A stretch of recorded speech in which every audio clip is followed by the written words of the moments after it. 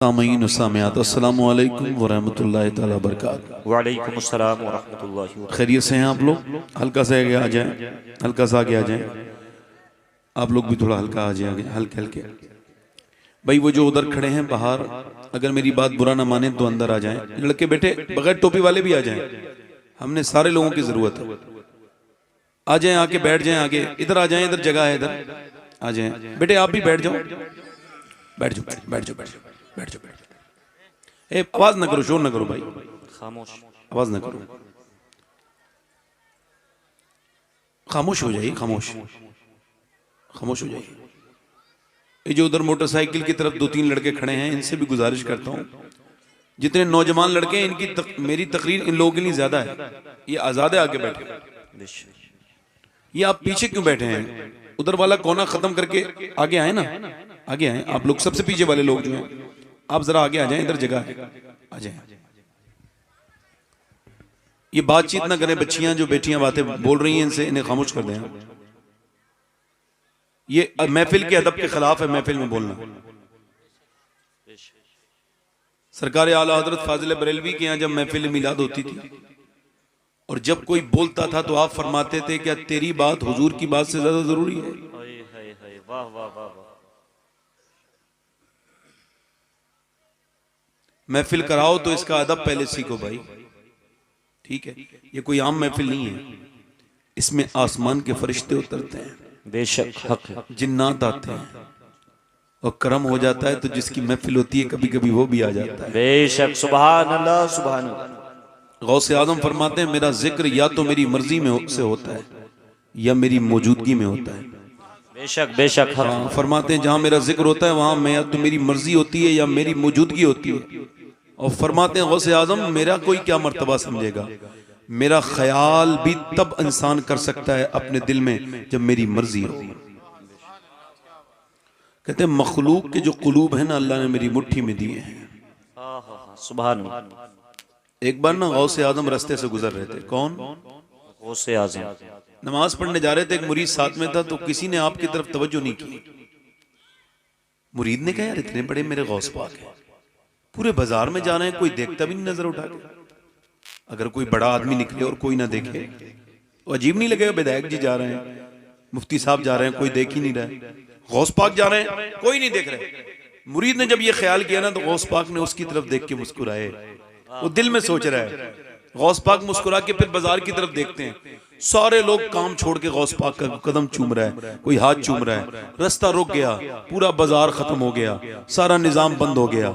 गौस पाक ने फिर लोगों की तरफ देखा, फिर लोग अपने अपने काम पे चले गए।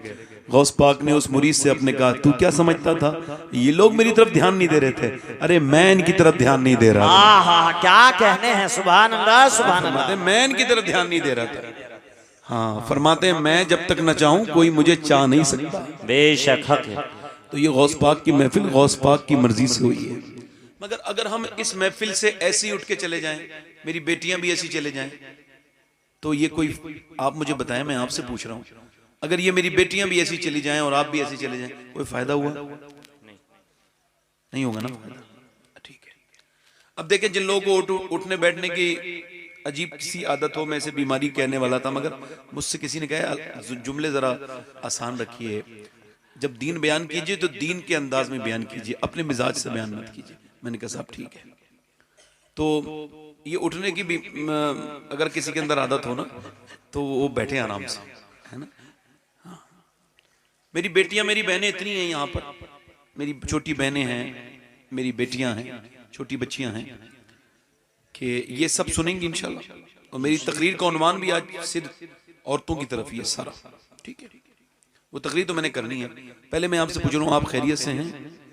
जी अल्हम्दुलिल्लाह। देखो अपने गांव में अगर ये चाहते हो तुम्हारी इज्जत बन जाए दुनिया और आखिरत में, चाहते हो ना, तो बस एक काम करो, सबको अपना हाल मत बताओ।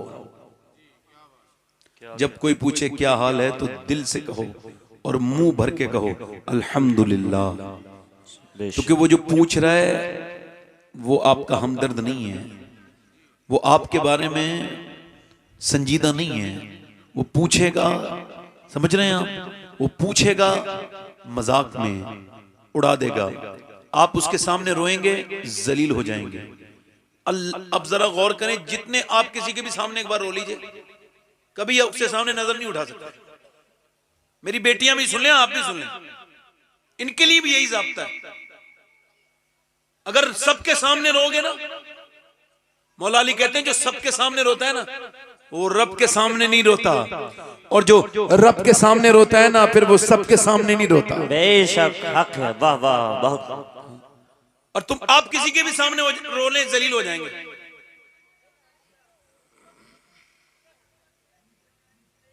ए बच्चे, ए वीडियो बनाने वाले, नीचे मोबाइल कर। अरे भाई आप इतना शोर क्यों मचा रहे हो? मैरो अक्सर ऐसा होता है मस्जिद में बच्चों को खामोश करने के चक्कर में लोग खुद बहुत बोल लेते हैं। मैं बोल तो रहा हूं ना, मेरा ये रोज का काम है। आप मुझसे ज्यादा इसमें परफेक्ट नहीं है, ये बच्चे हैं। ए कहां जा रहे हो ए बेटा? आप हंसो मत, हंसो मत। हुजूर की महफिल से उठने वाला नसीब वाला नहीं होता है, कम नसीब होता है। बेशक हक है। हाँ, अगर ये लोग फिल्में देखते हैं तो पूरी देखते हैं, ताकि इनके दिलों में फिल्म पूरी बैठ जाए। अफसोस कि हम जैसे बेकार लोगों को लोग पूरा नहीं सुनते। हम खिदमत करने आते हैं, कुछ देने, कुछ सिखाने, तो हमें अहमियत नहीं देते लोग। हाँ, अब मेरी बात सुनो। आप जिसके सामने भी रोएंगे ना, अच्छा ये जो पूछते हैं क्या हाल है, ये जो रोज मैसेज भेजते हैं ना, good morning, good evening, good night या अस्सलाम वालेकुम, कैसे हैं, इनसे कभी मैसेज भेज के देखिए। ऐसी मजाक मजाक में, ऐसी आजमाने के लिए मुझे 10,000 की जरूरत है। इंशाल्लाह उस दिन मैसेज आने की बात तो छोड़ें, आपको ब्लॉक हो जाना है, फिर ये आपसे कभी बात नहीं करेंगे। ये दुनिया है, इसके सामने रोने से क्या होता है? गौस पाक फरमाते हैं, बंदे की सबसे बड़ी परेशानी ये है कि अल्लाह के सामने रोने से पहले कितनों के सामने रो चुका होता है। वाह वाह। गौस पाक फरमाते हैं, सबको हाल बताओगे तो बेहाल हो जाओगे, अगर अपना हाल बताना है तो उसे बताओ जो हाल बदल सकता है, बेशक बेशक, और वो रब है। कौन है वो? रब है। आप जिसके सामने एक बार रो लिए ना, नजर नहीं उठा सकते कभी उसके सामने। वही है ना तू जो मेरे सामने रोता था आके, मगर अल्लाह फरमाता है तू मेरे सामने रो के देख, फिर तेरी नजर में वहां उठा नहीं सकता, यहां कि मैं गिनने नहीं दूंगा। वहां तेरी इज्जत चली जाएगी, यहां इज्जत बन जाएगी। तो आंसुओं की कीमत का बेहतरीन कदरदान अल्लाह है। मैं अक्सर कोशिश करता हूं कि किसी के सामने ना रोऊं कभी। हाँ, चूंकि लोग आंसुओं की अहमियत नहीं जानते, कमजोर समझते हैं आपको रोने पर। और जितने भी अल्लाह वाले हैं ना, उन्होंने कभी लोगों के सामने नहीं रोए, वो रब भी रोए, रब के सामने रोए। तो सबको बताओ, तो ये कहा करो हर हाल में अल्लाह का शुक्र है। मौसमों के पीछे पड़ जाते हैं लोग, जिन्हें अल्लाह ने सब कुछ दे दिया ना, बीवी बच्चे घर सब कुछ है, सेहत है, सब कुछ है, अब मौसम के पीछे पड़ गए। गर्मी बड़ी हो रही है, सर्दी बड़ी हो रही है, और सुना है भाई, गौस पाक फरमाते हैं ये सारे अल्फाज जो ये कहता है गर्मी सर्दी, ये सब इस पे एतराज करता है, उसका नाम नाशुक्रों में लिख जाता है। अल्लाह। बल्कि मुहियुद्दीन इब्न अरबी ने लिखा कि जो अल्लाह के कामों पे एतराज करता है, हो सकता है मरते वक्त उसका ईमान छिन जाए। अल्लाह। एक मर्तबा मदीने में हवा बहुत तेज चल रही थी, एक सियाबी ने कहा हवा बहुत तेज चल रही है। हुजूर ने फरमाया खामोश, ये खुद नहीं चलती है हवा, इसे मेरा रब चलाता है तो फिर चलती है। बेशक हक है, सुभान अल्लाह। मैं कश्मीर गया था, तो कश्मीर तो गैर मुस्लिम भी जाते हैं, कोई बड़ी बात नहीं है, मगर एक आदमी सलीम नाम का, मैं उसे जानता हूँ बहुत जमाने से, मतलब 8 साल से तो जानता हूँ। तो मैं उसके घर गया तो उसको कैंसर था। कमरे में मैं उसके गया प्रोग्राम के बाद, मैंने कहा क्या हाल है सलीम भाई? अल्लाह का शुक्र है। मैं कहा मैंने सुना है आपको कैंसर है। कहने लगे सही है साहब, तभी तो अल्लाह का शुक्र है ना। मैं कहा क्यों? कहने 90% कैंसर है मुझे, डॉक्टर कहता है 2 महीने के बाद मर जाओगे। हाँ, मुझे कीमो चढ़ रहा है। कीमो एक दवा होती है जिसके खाते ही ना, जब वो चढ़ता है ना कीमो, तो बाल गिर जाते हैं सारे कैंसर में। वो कहता है मुझे कीमो चढ़ रहा है। मैं कहा फिर शुक्र किस बात का है? आंखों में आंसू ले आया। कहने लगा सैयद साहब सोचे तो कितने लोगों को अचानक मौत आ जाती है, मगर मेरे रब ने मुझे 2 महीने का मौका दिया है कि मैं तौबा करूंगा उसके सामने। क्या कहते हैं? और जब तौबा करूंगा तो जरूर मेरा करीम रब, रहीम रब जरूर मुझे माफ कर देगा। कहने लगा दिन गुजर जाता है, रात नहीं गुजरती। मैं कहा दाढ़ी क्यों रखाई है? कहने लगे वो हुजूर की कब्र में जाना है ना, तो हुजूर कब्र में आते हैं तो हुजूर को बगैर दाढ़ी का चेहरा नहीं दिखाना, सुन्नत के साथ दिखाना है। सुभान अल्लाह सुभान अल्लाह। कहने लगा मेरी बेटी छोटी जो है ना वो 3 महीने की है। कितने महीने की? तो बड़ा बेटा 3 साल का है। और मेरे पास 2 पेट्रोल पंप है अपने, मर्सिडीज है, BMW है, कारों के नाम बता रहा हूं। कहता है सब कुछ है मेरे पास, मगर जब से कैंसर लिखा है ना डॉक्टर ने, अब मुझे कुछ भी ठीक नहीं लगता। कैंसर जिसे लिख जाए ना वो तो जीते जी मर जाता है। हाँ, मुझे एक आदमी इलाहाबाद में अपने घर ले गया, इलाहाबाद के करीब गांव कराऊं, कहने लगा मेरे घर में दुआ कर दें। रात का वक्त था, मैं गया तो उसका बेटा बीमार था, कहने लगा बेटे के लिए दुआ करानी है। अंदर कमरे में ले गया, बेटा पड़ा था, 4 साल से कोमा में था। कहने लगा मैं सब्जी बेचता हूँ, इसका बहुत इलाज कराया, AC चला संभालता था, ऊपर से नीचे गिर गया। बीवी 6 महीने में छोड़ के चली गई। कहते हैं इसकी माँ 4 साल से अपने बेटे की लेटरिन बाथरूम में धुला रही है। सर में कोई ऐसी चोट लगी कि कोमा में चला गया। कहता है 28 साल के लड़के की माँ थक गई लेटरिन धुलाते धुलाते, माँ थक गई लेटरिन धुलाते। कहता है सैयद साहब दुआ कर दो, या तो मेरा बेटा मर जाए या ठीक हो जाए। एक ही कमरा है, गरीब आदमी हूं, न खाना अच्छा लगता है, नाक में नलकी लगी हुई है लड़के के हैं। फिर मुझे हुजूर की हदीस याद आई। अल्लाह के रसूल फरमाते हैं जिसके पास एक वक्त का खाना है और जिसे अल्लाह ने सेहत दी है वो मालदार है, उसे शुक्र अदा करना चाहिए। बेशक बेशक हक है। शेख सादी कहते हैं मैं गुजर के जा रहा था, मेरे पाँव के जूते टूट गए, तो मेरे पाँव में छाले पड़ गए। मैंने दुआ की मालिक जूते नहीं है, मुझे जूते दे दे। तो अगले मोड़ पे देखा एक आदमी था, दोनों पाँव नहीं थे। मैं सजदे में गिर गया, मालिक माफ कर दे, मेरे पास पाँव तो हैं, उसके पास पाँव ही नहीं है।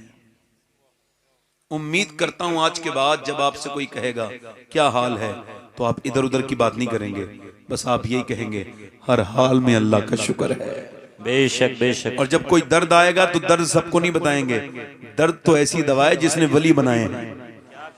हाँ, दर्द ना होता तो वली ना बनता।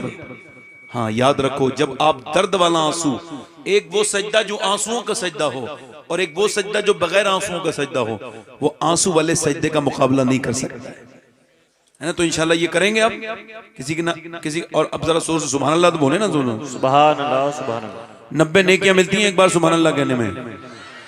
अगर आपको कम लग रही है तो कुछ बढ़वा दी जाए, नहीं तो अगर 90 पे तो बोले ना सुभान अल्लाह। सुभान अल्लाह। कयामत के दिन माँ बेटे को एक नेकी नहीं देगी, मगर सुभान अल्लाह कहने में 90 नेकियां। बेशक। और हुजूर फरमाते हैं ये लफ्ज जबान पर हल्का है, मीजान पर भारी है। यानी जबान पर हल्का लगता है और मीजान पर भारी है। और सुने हुजूर की महफिल में तो वो भी बोलता है जिसने कभी बोलना न सीखा हो। हाँ, मैं सही कह रहा हूं आपसे, हुजूर की महफिल में जिसने कभी बोलना न सीखा हो। मैं आपको बता रहा हूं, देखें जरा, गौर करें और मेरी बात को सुने। अल्लाह के पैगंबर की बारगाह है और वो मदीने में एक आदमी बैल पर बैठा है और बैल को चला रहा है। बैल काय के लिए बना है मालूम है आपको? बैल बनाया काम के लिए, सवारी के लिए घोड़ा बना है, बैल नहीं बना है। ये बैल को चला रहा है, वो नहीं चला। फिर इसने जोर लगाया, नहीं चला। पहले आर बांधते थे, आर लगाते थे उसके अंदर, पहने के अंदर, समझते हैं आप तो पहना भी समझते होंगे और आर भी समझते होंगे। तो इसने क्या किया ना, वो आर उसके भोंक दी, बैल नहीं चला बल्कि पीछे मुड़ा और अल्लाह ने उसे जबान दी इंसानी, और वो मुड़ के बोला तुझे शर्म नहीं आती, तू बैल पे सवारी कर रहा है? हालांकि मैं सवारी के लिए नहीं बना, मैं तो जंगल के काम के लिए बना हूं। तो उसने मुड़ के देखा, हैरत है कि बैल इंसान की जबान बोलता है। बैल ने कहा तुझे इस बात पे हैरत है कि बैल इंसान की जबान बोलता है, और मुझे इस बात पे हैरत है कि जंगल के सारे जानवर आमना के लाल को अपना नबी मान चुके हैं, तू इंसान हो के नबी नहीं मान रहा है। नारे तकबीर, नारे रिसालत, नारे खुशियत, मसलके आला हजरत उलमाए अहले सुन्नत सैयद शबाहत हुसैन साहिब किबला। सुभान अल्लाह सुभान अल्लाह। बोले तो सही, जरा सुभान अल्लाह तो बोले जरा। सुभान अल्लाह सुभान अल्लाह। दोनों हाथ उठा के लब्बैक या रसूल अल्लाह, लब्बैक या रसूल अल्लाह। देखो भाई, एक बात सुन लो, जिसे मरना होना वो मेरी पूरी तकरीर सुन के जाए। फिर कह रहा हूं, मजाक नहीं कर रहा हूं, मैंने मिंबर पे मजाक नहीं करता, वैसे भी मजाक नहीं करता, मगर यूं उस पे तो करता ही नहीं। अभी कोई मजाक आदमी मुझे मिल जाए तो मुझे जब तक उसके साथ सफर रहता है कोफ रहती है, कोफ, क्योंकि मजाक दिल मुर्दा करता है।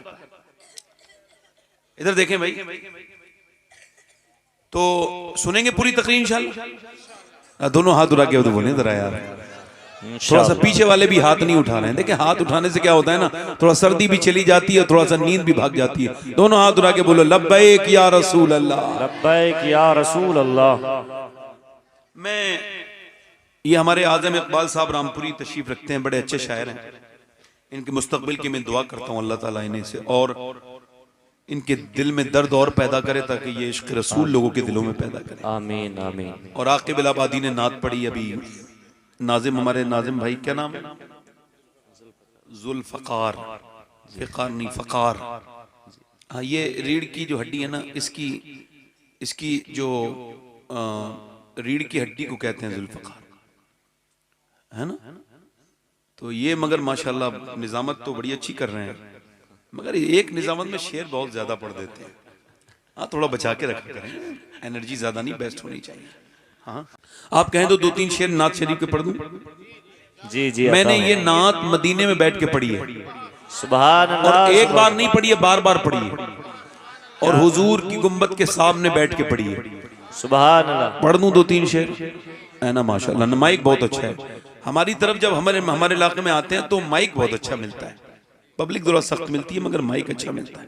पढ़ता हूं 2-3 शेर। क्या बताऊं कि क्या मदीना है,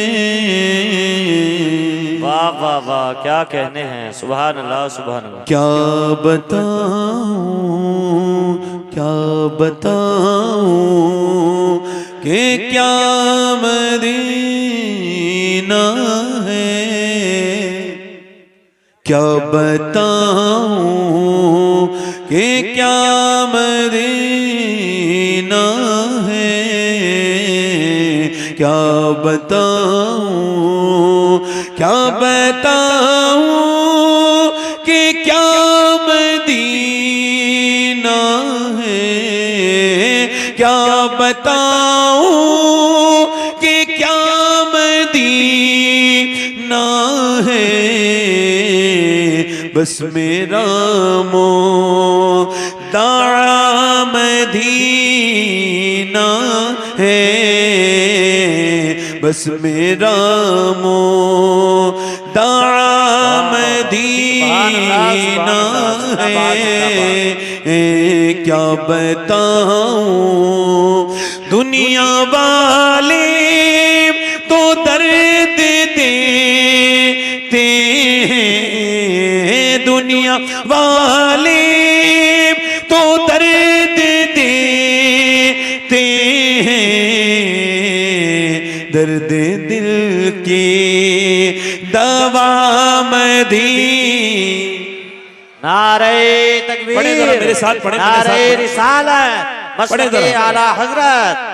सुभान जो मदीना जाना चाहता हूं मेरे साथ पढ़े। क्या कहने हैं, पढ़े। दुनिया वाले तो दर्द दे, पूरा बंदा पढ़े जरा, जिन्हें दुनिया वाले दर्द देते हो वो पढ़े। दुनिया वाले तो दर्द देते हैं,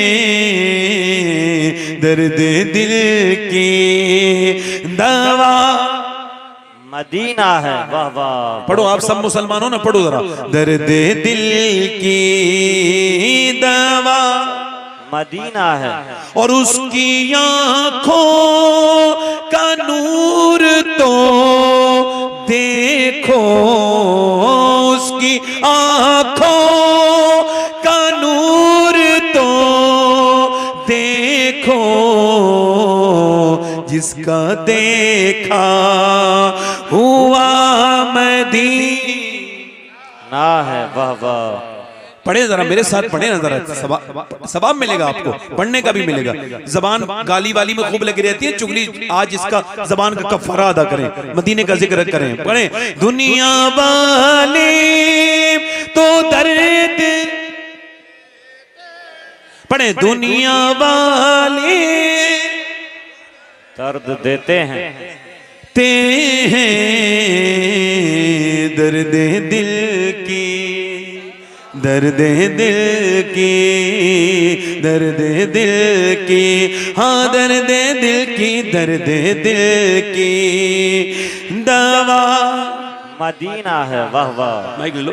दर्द दिल की दवा मदीना, और उसकी आँखों का नूर तो देखो, उसकी आँखों का नूर तो देखो,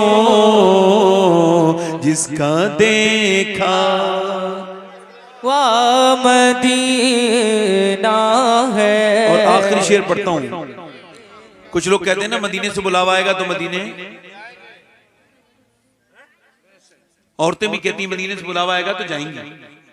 तो मर्दों के कचहरी से बुलावे आ रहे हैं, जमीनें लिखी जाती हैं, मदीने से बुलावा नहीं आ रहा है। और औरतों को सुनार की दुकान से बुलावा आ रहा है, मदीने से बुलावा नहीं आ रहा है। झूठ बोलते हो आप लोग। एक शायर पढ़ा था, मेरा दिल तड़प रहा है।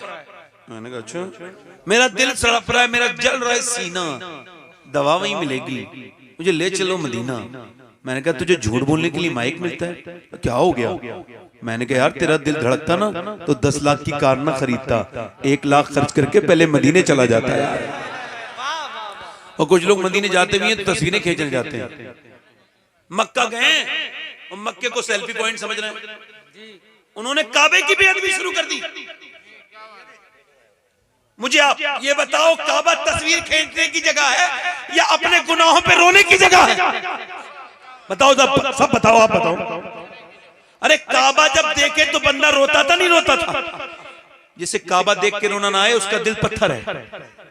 काबा तो देखते चीखने लगते हैं लोग, मगर बंदे ने क्या किया, तस्वीर खींची, और तस्वीर खींचे काबा पीछे है। जब नहीं गया था तो अदब करता था, जाके बेअदब हो गया, इससे बेहतर था कि ना जाता। गौसे आजम, ये बच्चियों को छुपा दो भाई जरा। अरे नहीं आप ना कहें, मैं कहता हूँ बच्ची बेटी चुप जाओ। बेटियां हैं ना, छोटी छोटी बहनें, मुन्नियां ये छोटी छोटी बैठी हैं, बैठ जाओ, खामोश हो जाए, खामोश हो जाए। इधर देखें भाई, गौसे आजम मक्के में चल रहे हैं, चलते चलते ना गौस पाक ने नीचे की कंकरी उठाई। अल्लाह कभी मक्के जाए ना, मक्के ले जाए ना अल्लाह आपको, तो ये करना। मक्के में जाके गौस पाक ने कंकरी उठाई और उसे चूमा और उसे आंखों से लगाया। किसी ने पूछा है शेख अब्दुल कादिर, ये मदीने की कंकरी, मक्के की कंकरी क्यों चूमते हैं? फरमाया मेरे नाना 53 साल मक्के में चले हैं, क्या पता कौन से पत्थर को मेरे नाना से निस्बत हासिल हो गई हो। हरम की जमीन और कदम रख के चलना, अरे सर का मौका है ओ जाने वाले। मदीने में तो आला हजरत गए, जाके कहते हैं खौफ है समा खराशी सगे तैबा का, वरना क्या याद नहीं नालो फुगाहम को। आला हजरत यूं ही आला हजरत नहीं है, वो इश्क मोहब्बत के इमाम हैं, उन्होंने इश्क करके दिखाया है। मदीने गए तो कहते हैं मैं मदीने में जाके रोता नहीं, आवाज से नहीं रोता। का क्यों नहीं रोते? कह लेकिन मुझे डर है कहीं मदीने के कुत्तों के कानों को मेरे रोने से तकलीफ ना हो जाए। ए बेटा कहां जा रहे हो? ए बच्चे, आवाज नहीं आ रही तुम लोगों को? और किसी को उठना है जल्दी उठे भाई, इस तरह के बेअदब लोग नहीं चाहिए मुझे। कोई और कोई है उठने वाला? जल्दी जाए भाई, बेबजे में ठीक नहीं बात ना। मैं तकरीर कर रहा हूं, ये आदमी ये समझ रहा है कि जैसे ये बकवास कर रहा है, उठ के चलो एकदम। अरे मास्टर पढ़ा रहा होगा, किसी बच्चे की हिम्मत है उठ के चला जाए? क्या हमारी मास्टर की भी हैसियत नहीं है? अभी कह दूं ना 1 लाख रुपया दूंगा, एक तकरीर सुनो पूरी मेरी, मर जाएगा आदमी, उठ नहीं सकता। दुनिया का रिवाज है। ये नौजवान लड़के, इनके दिल तो लग गए मोबाइलों में, यहां क्या दिल लगे? इन्हें ये तो पता ही नहीं कि कहां से किस वक्त उठना है। देखो मैं आपसे कह रहा हूं, गुजारिश कर रहा हूं, मेरी आदत इसी तरह की है, अगर किसी को जाना है तो चला जाए। अभी बीच में से कोई गया तो मैं तकरीर खत्म करके ऐसे चला जाऊंगा। मैं पहले बता दूं, बिल्कुल साफ बात है, कोई आपको बुलाने नहीं गया था। अगर आपके अपनी मर्जी से आया तो सुन के जाओ। कोई मैं फालतू बात कर रहा हूं? फालतू बात कर रहा हूं कोई? फिर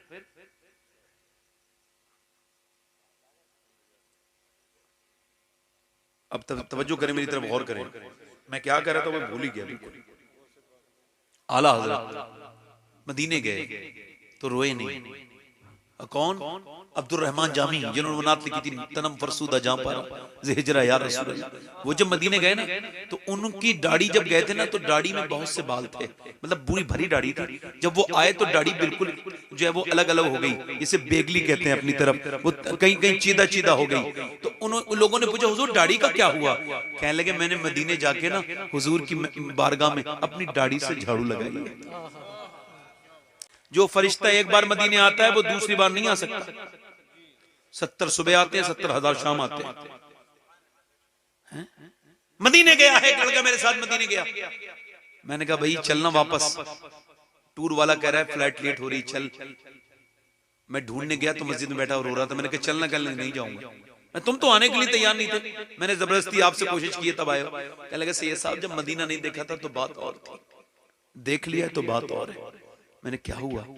कहने लगे मुझे क्या पता ऐसा मदीना है, वरना मैं कभी मदीना छोड़, मैं कभी मदीने पहले भी आ जाता।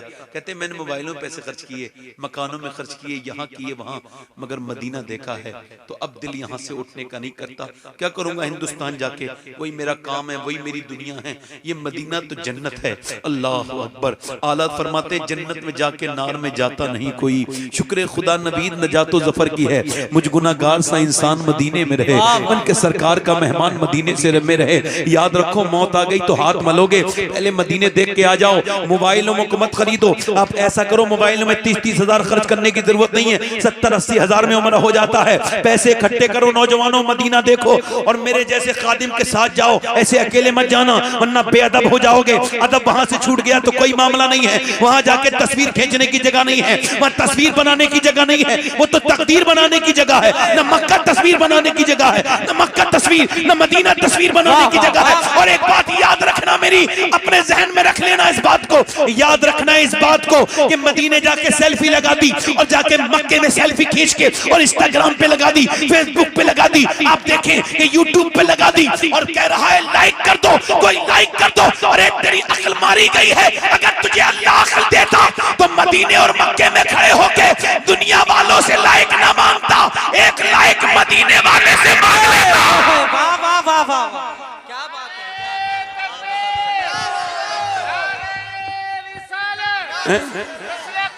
और सुनो सुनो, जो एक मर्तबा लाल किला देखता है वो कहता है मैं दूसरी मर्तबा लाल किला नहीं देखूंगा। जो एक मर्तबा नैनीताल जाता है वो कहता है मैं दूसरी बार पैसे खराब नहीं करूंगा, मैं इस बार जाऊंगा, मैं इस बार ऊटी देखूंगा। ऊटी देखने वाला कहता है मैं ऊटी देखने वाला कहता है ऊटी देखने वाला कहता है कश्मीर देखूंगा। जो कश्मीर देख की वादियां देख लेता है वो कहता है शिमला देखूंगा। शिमला वाला कहता है मैं मसूरी देखूंगा। मसूरी देखने वाला कहता है मालदीव देखूंगा। जो मालदीव देख लेता है वो कहता है स्विट्जरलैंड जाऊंगा। स्विट्जरलैंड जाने वाला फिर हॉलैंड जाता है, हॉलैंड जाने वाला वो न्यूजीलैंड जाता है। यानी इंसान एक ही जगह बार बार नहीं जाता, मगर जो मदीना जाता है वो कहता है मैं बार बार मदीना जाऊं।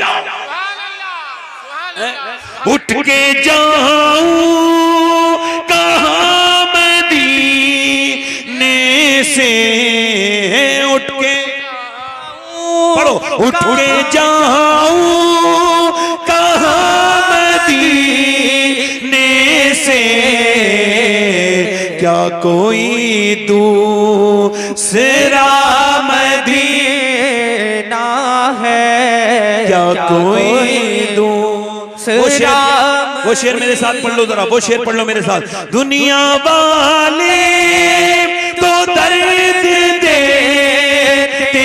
हैं, दुनिया वाले तो दर्द देते हैं, दर्द दिल की दवा,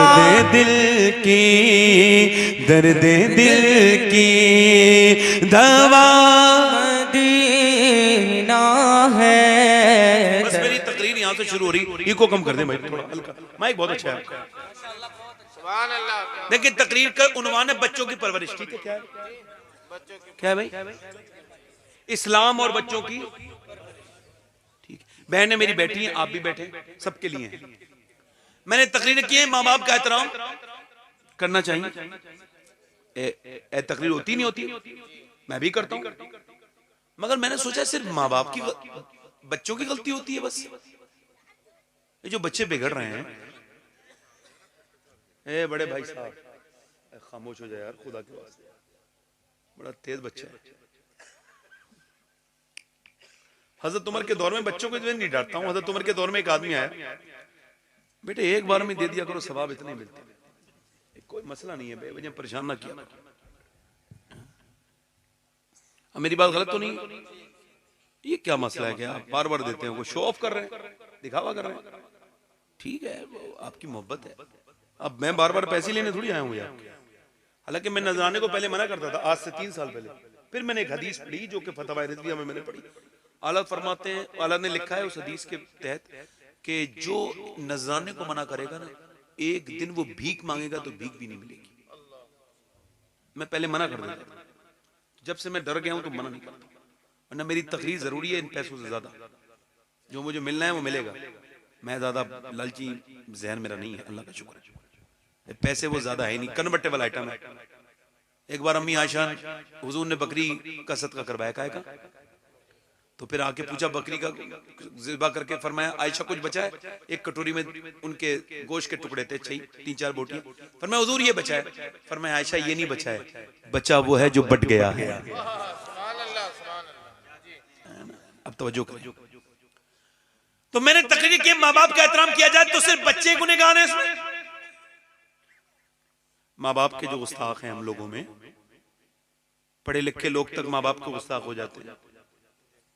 बल्कि मैं आपको बताऊं, जितने ओल्ड होम चल रहे हैं ना हिंदुस्तान में, यानी जितने ऐसे इदारे हैं जिसमें माँ बाप वो रहते हैं जिनके बच्चों ने निकाल दिया, उसमें कोई भी मजदूर का बेटा नहीं मिलेगा, मजदूर का बाप नहीं मिलेगा।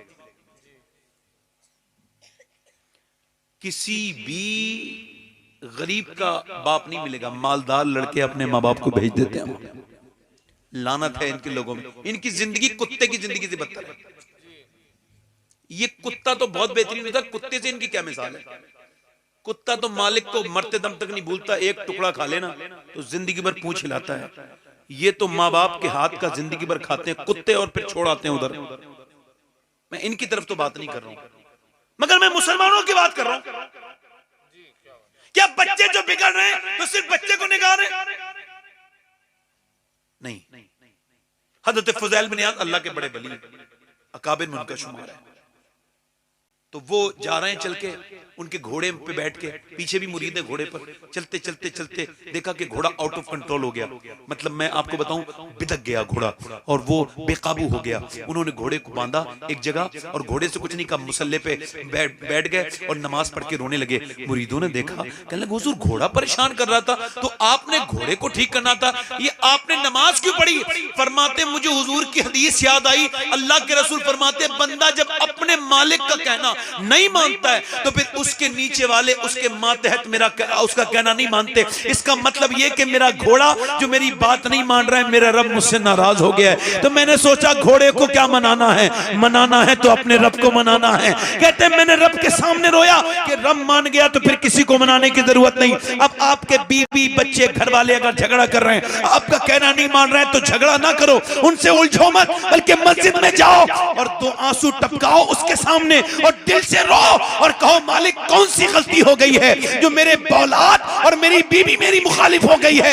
यकीन जानो अगर रब राजी हो गया तो किसी को राजी करने की जरूरत नहीं है, सब खुद राजी।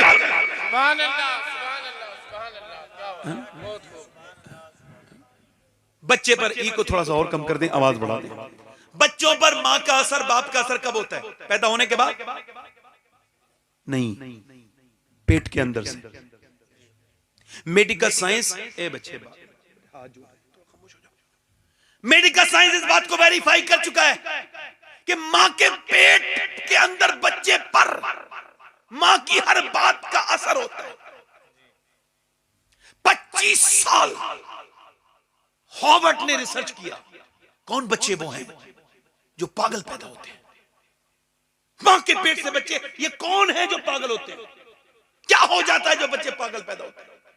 तो इन्होंने रिसर्च करके बताया कि 80% ये वो बच्चे होते हैं जब ये पेट में थे तो इनके बाप ने इनकी मां को मारा। जब मारा तो उसका असर उसके बच्चे के सर पे चला गया, दिमाग पे चला गया और बच्चा पागल पैदा हुआ। ये समझ रहा है बीबी को मार रहा है, जाहिल, इसने अपने बच्चे को मार दिया, पैदा होने से पहले मार दिया। जाहिल है वो लोग जो औरतों पे हाथ उठाते हैं, बदतमीज कहा गया उन्हें। जब कोई बात ऐसी हो जाए तो समझदार आदमी बाहर निकल जाता है, ज्यादा बहस नहीं करता। एक साहब कह रहे थे मुझे गलत बात बर्दाश्त नहीं है। अबे मैंने कहा तो गलती बात बर्दाश्त करने का हुक्म दिया ना अल्लाह रसूल ने, अच्छी बात कौन बर्दाश्त करता है भाई? बर्दाश्त का हुक्म किसे है बताओ? अभी आप मुझसे कहोगे अस्सलाम वालेकुम और खैरियत, ये को बर्दाश्त करने की बात है भाई? बर्दाश्त करने की बात तो ये मैं तुमसे कहूं अबे तेरा दिमाग ठीक है, मैं इधर इधर क्यों गुजरता है, तो ये बर्दाश्त करने की बात हो गई नहीं हो गई? अब जब औरत प्रेग्नेंट मूवमेंट में, हालत हमल में, जब उसके पेट में बच्चा होता है, वो जो डॉक्टर के पास जाती है तो डॉक्टर उसे सजेस्ट करता है, उसको बताता है अगर तुम ये चाहती हो कि तुम्हारा बच्चा ज्यादा ताकतवर हो तो आयरन की चीजें खाओ, यानी आप ज्यादा सेब खाओ, ज्यादा जो है वो आप जो है वो बादाम खाएं, आप ज्यादा अमरूद खाएं, ज्यादा अमरूद खाएंगी तो ज्यादा विटामिन डी बढ़ेंगे। अगर हालत हमल में आप ज्यादा नींबू खाएंगी तो विटामिन डी बच्चे के अंदर बढ़ेंगे। आप संतरा खाएंगी, आप अंजीर खाएंगी, यानी आप जितने ड्राई फ्रूट खाएंगी उसका सीधा का सीधा असर आपके बच्चे पर पड़ेगा। इसका मतलब यह कि अगर अल्लाह का बनाया हुआ सेब, संतरा, अनार, अनानास, बादाम और मियां बादाम और ये अगर अल्लाह के बनाए हुए ये चीजें अगर मां खाए तो बच्चे पे अगर असर हो जाए, तो क्या अल्लाह का कुरान और अल्लाह का कलाम अगर मां पढ़ेगी तो बच्चे पे असर नहीं होगा? नारे तकबीर, नारे रिसालत, मसलके आला हजरत उलमाए अहले सुन्नत सैयद शबाहत हुसैन साहिब किबला। इधर देखो दुनिया आगे बढ़ रही है, आगे बढ़ो। तुम में कुछ और ऐसे हैं जो बाप हैं, कुछ बनेंगे इंशाअल्लाह। कुछ ऐसे हैं जो बाप हैं और कुछ को अल्लाह औलाद देगा। तो ये सब तरीके याद रख लो कि बच्चों बीबी को मानना नहीं, उसके सोने का भी असर होता है, उसके बोलने का भी असर होता है, उसके रोने का भी असर होता है, वो टेंशन में रहती है, इसका असर बच्चे के दिमाग पर रहता है। लिहाजा जब औरत हालत हमल में हो तो उसे टेंशन न दी जाए, अच्छी खुराक दी जाए, उसे अच्छी फैसिलिटी दी जाए। ये बहुत बड़ी बात है, बच्चा पैदा करना छोटी मोटी बात नहीं है। बेशक बेशक। हम आपकी माओ ने जो हमें पैदा किया है, सोचो सब तो किसी न किसी की औलाद होना। जी जी बेशक। बहुत दर्द है। एक सहाबी ने कहा हुजूर मैंने अपनी मां को अपने कांधे पे बिठाल के हज कराया, और हज कराना कोई आम बात नहीं है। मेरे हिसाब से मैंने 2 हज किए, अल्लाह का शुक्र है। मेरे हिसाब से कम 100 किलोमीटर इंसान पैदल चलता है हज में। सब लगा के बता रहा हूं सारा हिसाब, मुजदलिफा और उसके अलावा जो है वो मिना और उसके अलावा मैं अरफात का मैदान, फिर मैं सई और मैं तवाफ, सब मिला के बता रहा हूँ। ये 4 दिन का रिकॉर्ड मेरे हिसाब से जो मैंने हिसाब लगाया था। अब वो कहने लगा हुजूर मेरे पाँव में छाले पड़ गए। मैंने उस जमाने में मैंने अपनी कांधे पे माँ को, हुजूर ने फरमाया तेरी माँ ने जो पैदाइश के वक्त में झटके महसूस किए थे ना, अभी तो उसके एक झटके का हक अदा नहीं हुआ। अल्लाह, यानी इतना दर्द होता है औरत को, यानी मां जो करेगी उसका असर बच्चे पर। अम्मा अगर फिल्म देखेगी तो उसका असर, गाना देखेगी तो उसका असर, गाली देगी तो उसका असर, झूठ बोलेगी तो उसका असर। याद रखो मेरी बहनों, मेरी बेटियों, तुम कोई आम नहीं हो, तुम ही ने ही नेक बच्चे पैदा करके दिए थे कौम को।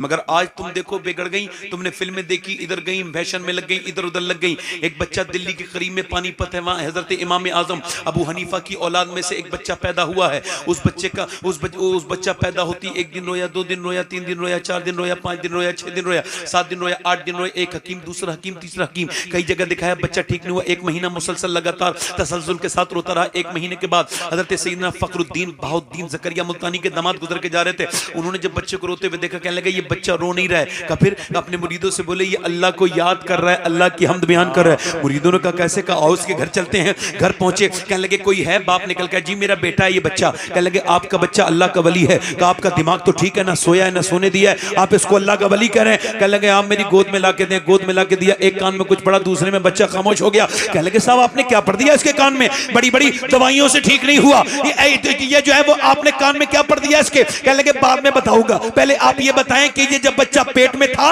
अपनी माँ के, तो इसकी माँ क्या कुरान की हाफिजा है? कहा तो सुनो, इसकी माँ ने उठते बैठते चलते फिरते खाते पीते, जब ये बच्चा पेट में था ना तो इसकी माँ ने चक्की चलाते रोटी बनाते थे, अपनी इतने सालन बनाते, इतनी कुरान की तिलावत की और ऐसे रोई, अल्लाह का कुरान पढ़ते पढ़ते रोने लगती थी इसकी माँ कि इसकी माँ का असर बच्चे की रूह पर पड़ गया और माँ के पेट के अंदर बच्चे की कुरान सुनने की आदत बन गई। जब बच्चा पैदा हुआ माँ जचगी में चली गई, माँ ने कुरान पढ़ा नहीं, बच्चे को कुरान की भूख लगी, तुमने उसे दवाइयां खिलाई, मैंने एक कान में एक आयत पढ़ी, दूसरे में दूसरी पढ़ी, बच्चा खामोश हो गया। उसी बच्चे का नाम शरफुद्दीन बू अली शाह कलंदर पानीपती है। क्या कहने हैं, सुभान अल्लाह, जिंदाबाद जिंदाबाद, वाह वाह वाह वाह। बोलो जरा, बोलो तो सही, सुभान अल्लाह। अब अगर तुम्हारे घरों में कुरान पढ़ा जाएगा तो बच्चे नेक होंगे। ये जो बच्चे खड़े होकर पेशाब करते हैं, अब ये बात कहते हुए शर्म आ रही, मगर कह रहा हूं, नौजवान लड़कों के पास कुछ नहीं बचा, इनकी तन्हाइयां बर्बाद है। इन्हें फेसबुक ने आ लिया, ये गंदी तस्वीरें देखते हैं और ये 9 उम्र से यानी 14-15 साल की उम्र से ही अपनी आंखें गंदी करने लगते हैं और इनकी हया बिल्कुल खत्म है। एक सिहाबी ने एक लड़की पे आंख पड़ गई नजर, तो उसने अपनी नाक निकाल के फेंक दी। किसी ने पूछा क्यों? कहने लगा हुजूर ने फरमाया बदनिगाही वाली आंख में जहन्नम की आग डाली जाएगी। तो मैं डर गया, आंख निकाल दी। और आज फेसबुक की तस्वीरें, यहाँ की तस्वीरें इतनी देखते हैं नौजवान, और खुदारा अल्लाह के वास्ते अपनी आखिरत बर्बाद ना करो और नौजवानों वापस आओ। मगर इनकी माओ से पूछो, जब ये पेट में थे तो उन्होंने फिल्में देखी थी कि नहीं देखी थी? मेरे ताया हकीम सैयद अहमद अली शाह, अल्लाह उनकी बख्शिश करे, आमीन, उनके मरातिब बुलंद फरमाए। आमीन। वो मुझसे कहते थे इंतकाल से 2 दिन पहले, कहा बेटे अगर तुम ये चाहते हो कि हमारी रूहें तुम्हारे घर में आए तो बेटे कभी घर में टीवी मत आने देना, टीवी आएगी तो फिर हम नहीं आएंगे। अब टीवी या कौन सा घर ऐसा है जिसमें टीवी नहीं है?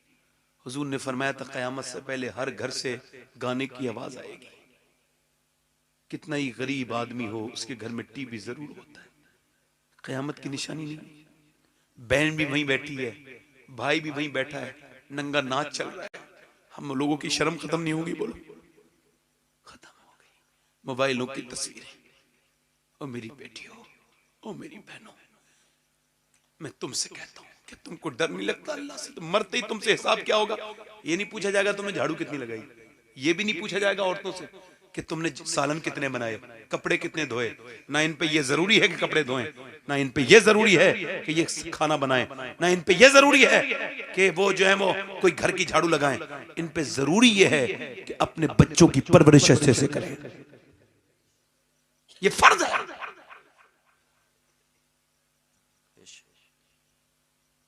अच्छा, बकरी का बच्चा पैदा होता है, बोलता है मां की तरह? नहीं। आप तो गांव के हो, मैं भी गांव का रहने वाला हूं। बोलता है कि नहीं बोलता है? बकरी का बच्चा बोलता है नहीं बोलता है? और भैंस का बच्चा 5 मिनट में मां को पहचान लेता है नहीं पहचान लेता है? और चलने लगता है नहीं चलने लगता है? मगर इंसान का बच्चा, फुतूर गैब पढ़ रहा हूं, गौसे आजम फरमाते हैं, सुनो मुरीदों मेरे, बताओ आखिर क्या बात है? बकरी का बच्चा बोलता है, भैंस का बच्चा चलता है, इंसान का बच्चा अशरफुल मखलूकात होते हुए न बोले न चले, पैदा होते गूंगा है, बोलता नहीं।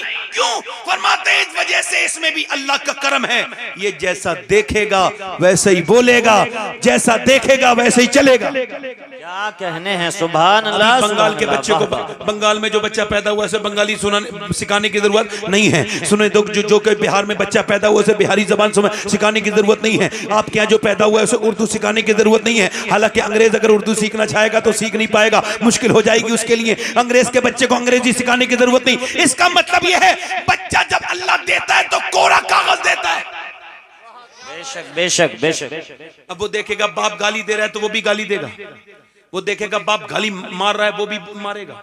अच्छा आपको बताऊं कि ये उलमा क्यों अपने माँ बाप के फर्माबरदार होते हैं? आपने देखा है ये उलमा, मौलवी, मुफ्ती, ये मौलाना, कारी, ये सब अपने माँ बाप के फर्माबरदार होते नहीं होते? फर्माबरदार बोलो होते नहीं होते? क्यों होते हैं ये समझाने के लिए कह रहा हूं। अभी आप तजर्बा करना, मैंने अपने बच्चों पे किया है तजर्बा करना, बच्चे को गोद में लेना, और गोद में लेने के बाद बाप को चाहिए कि बच्चे को गोद में ले। इमाम गजाली फरमाते हैं तजर्बा करके देखना, बच्चे को गोद में लो और उससे कहो अल्लाह अल्लाह अल्लाह अल्लाह अल्लाह अल्लाह अल्लाह। जो बच्चा बिल्कुल नहीं बोलना जानता है ना, उससे कहो अल्लाह अल्लाह अल्लाह अल्लाह। अब बच्चा कहता है अब्बा अब्बा अब्बा अब्बा अब्बा। अब आप कह रहे हैं अल्लाह अल्लाह अल्लाह। जो कुछ नहीं जानता वो कह रहे हैं अब्बा अब्बा। इमाम गजाली कहते हैं वो कहता थोड़ी है, उससे अल्लाह कहलवाता है। देख तूने इसे मेरा नाम सिखाया है, मैंने इसे तेरा नाम सिखा दिया है। क्या बात है, सुभान अल्लाह सुभान अल्लाह, जिंदाबाद जिंदाबाद, वाह वाह वाह वाह, क्या कहने हैं, बहुत खूब,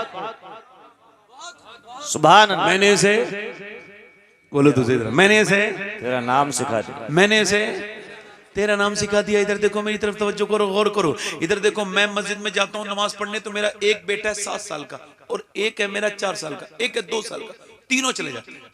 मैं रोकता नहीं। क्यों? ये इस वजह से नहीं बता रहा हूं मैं कोई आपको अपनी तारीफ कर रहा हूं, नहीं, मैं इस वजह से बता रहा हूं कि मैं जब मर जाऊंगा तो मेरे बच्चे कहा करेंगे यार मस्जिद में चलो, हमारा बाप नमाज पढ़ने जाता था। क्योंकि जितनी बातें मुझे अपने बाप की याद है ना, किसी मौलवी की याद नहीं। आपने बता, मैं हालांकि मैं 22 साल पहले मेरे बाप का विसाल हुआ, मगर उनकी तनाइयां मुझे आज भी याद है, उनकी चीजें, उनकी नमाजें, उनकी बातें जो मुझ पर असर करती हैं, वो किसी के असर नहीं करती। बाप से बड़ा उस्ताद कौन हो सकता है? कुरान में कितनी जगह जिक्र है कि फलां ने अपने बेटे को ये सिखाया, फलां ने अपने बेटे को ये सिखाया। तुम बैठ के अपने बेटे को क्यों नहीं बताते कि तुम्हारे नबी के बाप का नाम क्या है, माँ का नाम क्या है? बचपन में छोटे से बच्चे को बताओ, बैठ के तुम भी सीखो, उसे भी सिखाओ। क्या चाहते हो, मेरी बहनें क्या चाहती हैं? अगर बताओ मुझे, अगर किसी का बच्चा गिर रहा हो, ट्रक के नीचे आ रहा हो, कोई औरत बर्दाश्त कर लेगी उसे देखे ही? जाके मर जाएगी बच्चे के लिए, मरी भी हैं औरतें। मगर मेरी तरफ देखो, इन औरतों को ये नहीं लगता कि बच्चा जहन्नम में जा रहा है। तेरा बच्चा फिल्म में देख के अगर इसका ईमान छिन गया, मरते वक्त बेईमान मर गया, तो इसके हाथ से मोबाइल क्यों नहीं लेती? क्यों नहीं कहती बेटी नात? ये क्या बेटी और मेरे बेटे, अगर मोबाइल में देखनी है तो नाते देख। अपने बच्चों को बचपन से उवैस कादरी की नात का दीवाना बनाओ, बचपन से आला हजरत की नाते सिखाओ। हम तो यही सोचते हैं कि हमारे बच्चे को पता लगे गौस पाक कौन है, गरीब नवाज कौन है, ताकि बड़े होकर कोई उनका अकीदा न छीन सके। बेशक बेशक। अच्छा, एक औरत चाहे तो घर बदल सकती नहीं बदल सकती? मर्द को बदल सकती नहीं बदल सकती? सकती क्या, बदल ही देती है। जो आदमी कभी अपनी माँ के साथ कभी बाजार नहीं गया ना, बहन के साथ, वो बीबी के साथ जाता है और बच्चा गोद में लेके जाता है। मुझे बड़ा रहमत है ऐसे आदमी पे। मगर मैं ये कहना चाहता हूँ कि अगर वो औरत बाजार ले जा सकती है तो मस्जिद भी भेज सकती है ना? और इसे भी अपनी बीबी की चीज, सारी चीजें याद है। बहन जवान है, उससे नहीं पूछता कि तुझे भी कुछ पैसों की जरूरत होगी, उसे भी तो दे दिया करना कुछ पैसे। कोई मेरी बात गलत तो नहीं है? बहन आपसे कह नहीं सकती, बीबी कह देती है। जो नहीं कह सकती उसे भी तो दो ना। ठीक है, हम बीबी को भी दीजिए, मगर मैंने आज तक नहीं सुना। बड़ी बड़ी बदतमीज औरतें देखी, घटिया किस्म की औरतें। अच्छी औरतें भी हैं दुनिया में, घटिया भी हैं, हर तरह की हैं। ऐसी औरतें देखी वो कहती नहीं, इसकी माँ रहेगी तो उसके साथ नहीं रहूंगी, इसकी बहनों का निकालो, ये अलग हो जाए तो रहूंगी, वरना मेरी तलाक दिलवाओ। मगर आज तक किसी औरत ने नहीं कहा कि मेरा आदमी नमाज नहीं पढ़ता है, ये नमाज नहीं पढ़ेगा, मैं इसके साथ नहीं रहूंगी। बोलो तो सही नहीं। तो अब इनकलाब कहां से आया? औरतें तो बिल्कुल बेकार है, उनके अंदर ना कुरान है, ना दुरूद पढ़ती है, ना कोई दुरूद सलाम की आदत है, उन्हें सिर्फ गीबत की आदत है, मोबाइलों की आदत है। गैर मुनक़सिम हिंदुस्तान में एक शादी हो गई, तीसरी। ए भाई क्या बात कर रहे हो? इधर देखो ना, इधर देखो भाई, मेरी तरफ देखो। मैं आपसे बड़ी अदब से साथ अर्ज कर रहा हूँ। शादी हो गई ना, वो गैर मुनक़सिम हिंदुस्तान में एक शादी हुई। एक जैद नाम के चौधरी थे, कई हजार बीघा जमीन थी, हजारों भैंसी थी उनके घर में, बेशुमार बड़ा अस्तबल, घोड़े बड़े बड़े। उन्होंने 2 शादियां थी उनकी, तीसरी बीवी और कर ली। उन्हें तीसरी बीवी ठीक मिल गई। कभी कभी बीवी ठीक भी मिल जाती है, इन्हें तीसरी ठीक मिली। ये क्यों कह रहा हूं ये समझ लो।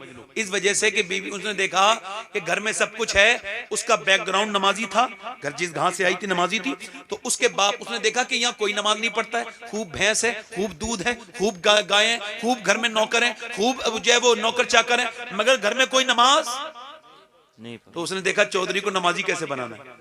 तो उसने देखा चौधरी को दूध लेके जाता है नौकर, उसने कहा नौकर से तू दूध लेके नहीं जाएगा, मैं लेके जाऊंगी रात को दूध। चौधरी सोता था बैठक में, बीबियां 3 मगर सोते थे बैठक में, पहले के लोग भी अजीब थे। ये दूध लेके गई, कह लगी लीजिए चौधरी दूध पीजिए। उसने कहा मेरी तो 2 बीबियां पहले, आप क्यों आई हैं दूध लेके? कहने लगी मेरा ज्यादा हक बनता है आपकी खिदमत करने का, आप मेरे शौहर हैं, लीजिए दूध लीजिए। उसने दूध दे दिया। कहने लगी मैं आपके जरा पाँव दबाना चाहती हूँ। कहा पाँव क्यों दबाएंगी? कहने लगे इस वजह से कि मैं अपने बाप के दबाती थी मैके में, और अब आप यहाँ आपके दबाऊंगी, लिहाजा आप मुझे इजाजत दें। चौधरी ने कह दिया ठीक है, पाँव दबाने का हुनर भी आता था। पाँव दबाने लगी, दबाने लगी, दबाने लगी, दबाती रही, दबाती रही, दबाते दबाते चौधरी की आंखों में नींद आई, खर्राटे शुरू हो गए। कहने लगी चौधरी साहब आपको नींद आ रही है, मैं जा रही हूँ, अगर बुरा ना माने तो सुबह फजर की नमाज के लिए उठा दूं। क्या कहने हैं, वाह। तो एक तो चौधरी, दूसरा मर्द। घमंड तो होता ही है ना मर्द के अंदर, तकब्बुर की 2 अलामत। मैं, तू मुझे समझाएगी, भाग यहां से। चली गई, बेइज्जती हो गई। मगर अल्लाह वालों की बेइज्जती नहीं, अल्लाह वालियों की बेइज्जती नहीं। जब उन्हें कोई सताता है तो इश्क और बढ़ जाता है। बेशक। मरीज मोहब्बत पे रहमत खुदा की, मर्ज बढ़ता गया है जूजू दवा की। इश्क तो और बड़ा कर देता है इंसान को। वो दूसरे दिन फिर जो है वो आ गई दूध लेके। उसने कहा तू फिर नमाज के लिए कहेगी? कहा चौधरी साहब छोड़े ना, मैं, आप दूध पीजिए, मैं देखती हूँ, अंदाज तो देखें, लीजिए दूध लीजिए। उसने दूध ले लिया और दूध पी के वो लेट गया। कहने लगी चौधरी साहब मैं पाँव दबा दूं? का ठीक है। दबाना भी अच्छे से जानती थी, दबाती रही, दबाती रही, दबाती रही। फिर आधा पौन घंटे के बाद चौधरी सोने लगा, खर्राटे शुरू हुए। कहने लगी चौधरी साहब देखो गुस्सा ना करना और मुझसे नाराज ना होना, और देखें आप बुरा ना मानना, आपको नींद आ रही है, आप सो रहे हैं, अगर इजाजत दें तो सुबह फजर में उठा दूं? तो आओ देखा ना ताओ, उसने एकदम ऐसी लात मारी, ऊपर बैठी थी नीचे गिरी और मुंह में फट गया मुंह उसका, और दांत उसके जो है ना वो उसके होठ में घुस गए, और बिल्कुल मुंह ऊपर कोठी और मुंह से खून के कतरे टपकते थे। मगर बर्तन उठाया, आंसू भी निकलने लगे, मगर ऐसा दर्द के बाद भी एक लफ्ज भी नहीं बोला मैं तो तुझे नमाजी बनाना चाहती हूँ, तुम मुझको मार रहा, एक लफ्ज भी नहीं बोला।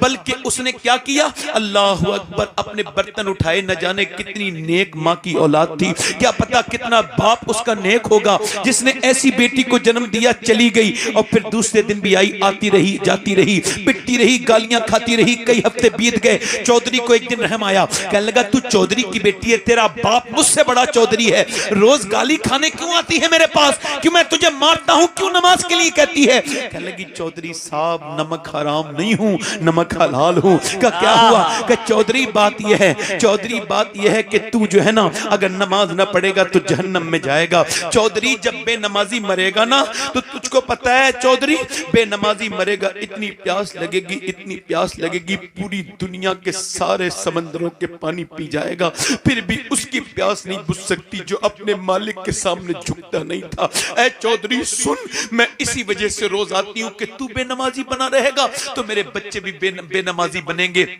पैदा होने वाले, और जब वो बेनमाजी होंगे तो वो जहन्नम में जाएंगे। चौधरी एक माँ कैसे बर्दाश्त कर सकती है कि उसका बच्चा जहन्नम में जाए? बस इसी लालच में तेरी गालियां भी खाती हूँ, तुझसे पिटती भी हूँ, आती हूँ चौधरी, मुझे और तो कोई बात नहीं है। चौधरी की आंखों में हल्के हल्के आंसू आए। कहने लगा तू मुझे सुबह मत उठाना, मैं तुझे सुबह उठाऊंगा। सुबह को चौधरी ने उठाया। सुबह को जब उठी है तो बड़ी खुश थी, मगर सजदे में जाके जब चौधरी भी सजदे में गया, दोनों मियाँ बीबी सजदे में जब गए तो चौधरी ने, इसकी बीबी ने रोना शुरू कर दिया। कहने लगी मालिक ए मेरे रब, यहाँ तक लाना मेरा काम था, मैं पिटी हूँ, कुटी हूँ, मैंने गालियां खाई है, मेरा मुंह फूटा है, खून गिरा है, मगर मेरे मालिक यहाँ तक आना मेरा काम था, और यहाँ से आगे ले जाना तेरा काम है। हो सकता है ये आगे से कभी नमाज न पढ़े, इसको झुकाना मेरा काम था, अपनाना तेरा काम है। मालिक इसका, मेरे मर्द का दिल बदल दे, मेरे शौहर का दिल बदल दे मेरे रब, मैं कमजोर औरत हूँ, मैं दिल नहीं बदल सकती, दिल तो तू ही बदलेगा ना। यहाँ तक लाना मेरा काम था, दिल बदलना तेरा काम नाम है, ऐसी रोई कि चौधरी का दिल अल्लाह ने बदल दिया। ऐसा बदला कि फिर तहज्जुद की नमाज भी कज़ा नहीं हुई। चौधरी ने बाहर न मस्जिद बनवाई और मियां उस मस्जिद में सारे नौकर नमाजी, सारे इलाका नमाजी बन गया। जब इन दोनों के दरमियान बच्चा पैदा होता है, अल्लाह का करम देखो, बच्चा कुतुबुल अख्ताब बन के पैदा होता है, सुल्तानुल आरिफीन बन के पैदा होता है। बच्चे का नाम सुल्तान मोहम्मद बाहू था, जिसने कहा था तस्बीह फिरी पर दिल नहीं फिरिया, की लेना तस्बीह फड़ के हूँ, इल्म पढ़ा पर अदम न सीखिया, की लेना इल्म नु फड़ के हूँ। यानी जब माँ बाप नेक होते हैं तो बच्चे फिर आम नहीं होते, बच्चे अल्लाह के वली बन के पैदा। नारे तकबीर, नारे रिसालत, नारे गौसियत, मसलके आला हजरत, उलमाए अहले सुन्नत। अगर आप ये चाहते हैं, बुजुर्गों से आज़म, अगर आप ये चाहते हैं कि आपके बच्चे नेक बने तो खुदारा आप नेक बन जाएं। बेशक हक। अच्छा इधर देखो, सहाबा को कौन कौन जानता है? हाथ उठा के बताएं, सहाबा कैसे कहते हैं? हाथ मैं पूछ लूंगा, मैं पूछ लूंगा सहाबा को, सहाबी कौन होते हैं, सहाबा कौन होते हैं? हाथ उठा के बताओ कितने लोग जानते हैं सहाबा को?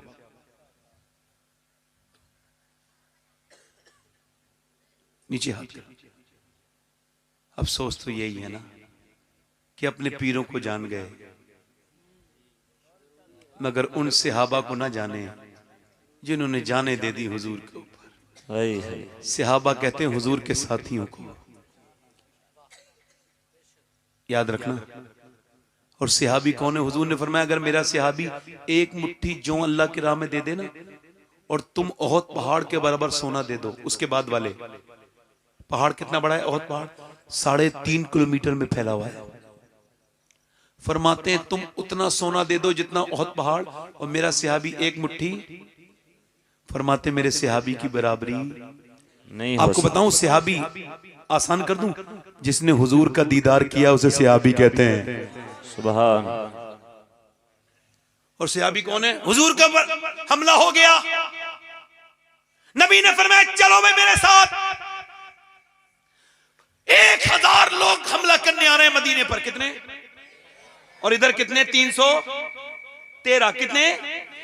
और इनके पास तलवारें कितनी है? 7।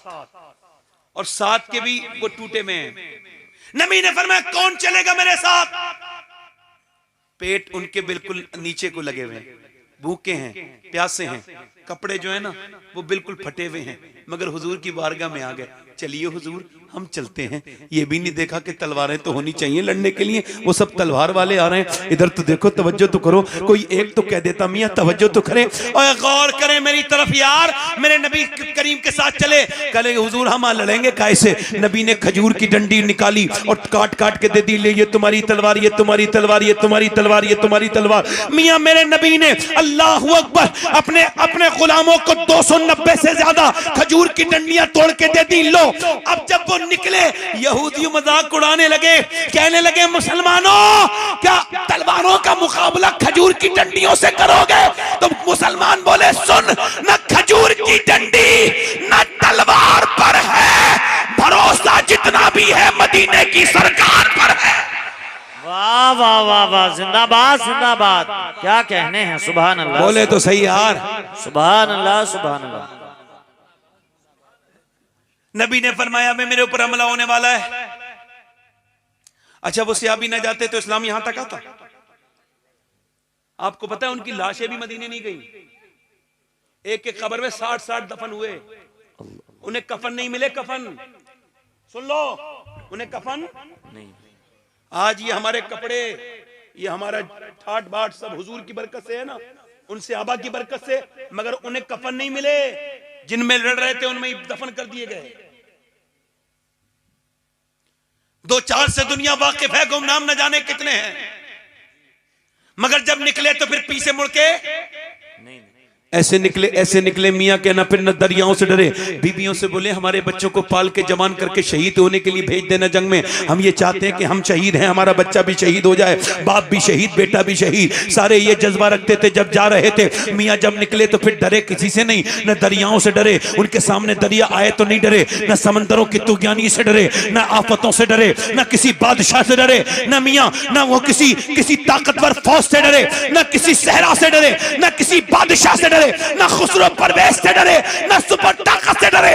इकबाल उन्हीं के बारे में कहता है, हट ना सकते थे, हट ना सकते थे, अगर जंग में अड़ जाते थे, पांव शेरों के भी मैदान से उकर जाते थे, तुझसे सरकश हुआ कोई तो बिगड़ जाते थे, देख चीज ही के हम तोप से लड़ जाते थे। दस्तो दश्त दरिया भी न छोड़े हमने, मेरे जुल्मात में दौड़ा दिए घोड़े हमने, दिया जाने कभी यूरोप के खलीसाओं में, कभी अफ्रीका के तपते हुए सहराओं में, शान नजरों में नजती थी जहादारों की, कलमा पढ़ते थे हमी छाओं में तलवारों की, आगे ऐन लड़ाई में अगर वक्त नमाज, किबला रूह के जमी बोस हुई कौम हिजाज, एक ही सब में खड़े हो गए महमूद और याद, न कोई बंदा रहा और न कोई बंदा नमाज, बंदा साहिबो मोहताजो गनी एक हुए, तेरी सरकार में पहुंचे तो सभी एक हुए। तू ही कह दे कि उखाड़ा दरे खैबर किसने, काट कर रख दिए कुफ्फार के लश्कर किसने, और फरमा और कहता है इकबाल, तू ही कह दे कि उखाड़ा दरे खैबर किसने, काट कर रख दिए कुफ्फार के लश्कर।